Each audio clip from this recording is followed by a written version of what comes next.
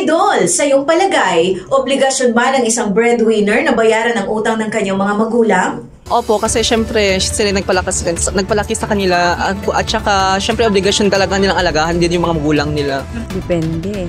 Kung may sobra, siguro kung sobra-sobra sa expenses, pwede. Pero kung parang ako, may pinag-aaral ako, tapos sakto lang din naman yung kita, hindi kaya. Para po sa akin bilang anak po, kung kaya mo naman po na bayaran yung utang ng nanay mo, pwede naman po. As long as kaya mo po. Pero pag po talaga is talagang obligasyon po ng parang magiging obligasyon mo na rin po yun kasi as po wala pong pera yung nanay mo, di bayaran mo na lang po yung utang. Para sa akin, hindi. Though pwede rin kung talagang bukal sa loob nung bata. Kumbaga parang kuha niya sa magulang niya. Pero kung ako na magulang, ako mismo, hindi. Kasi utang ko yun eh. Hindi naman niya utang yun. Magbibigay siya ng tulong, pwede siguro. Pero yung ipapasalo mo sa kanya yung obligasyon na hindi naman dapat, unfair. Hindi pwede. Magulang pa rin yung magbabayad ng utang. Para sa akin, ma'am, depende po. Kung siya naman yung talagang kumikita at wala nang kinikita yung magulang niya, pwede naman.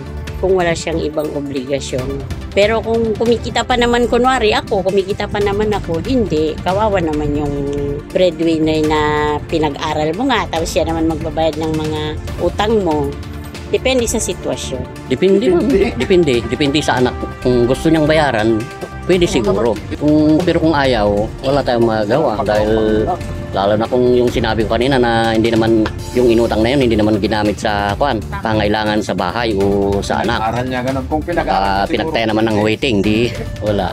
Depende naman sa konyo. Kung ayun nga sinasabi ko kanina, kung yung pera na inutang niya, pang konya lang sa luho niya, ganun.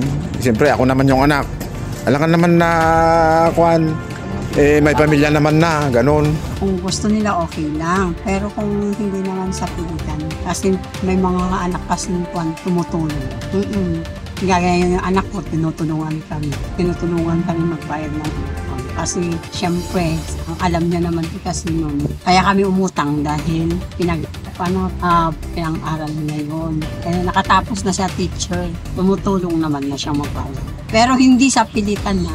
Yun lang gusto lang niya. Kung gusto niyang tumulong, okay lang. Hindi mo pagwersahin.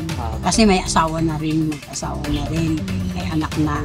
Depende kung may pamilya naman yung anak, kung may hirapan naman yun.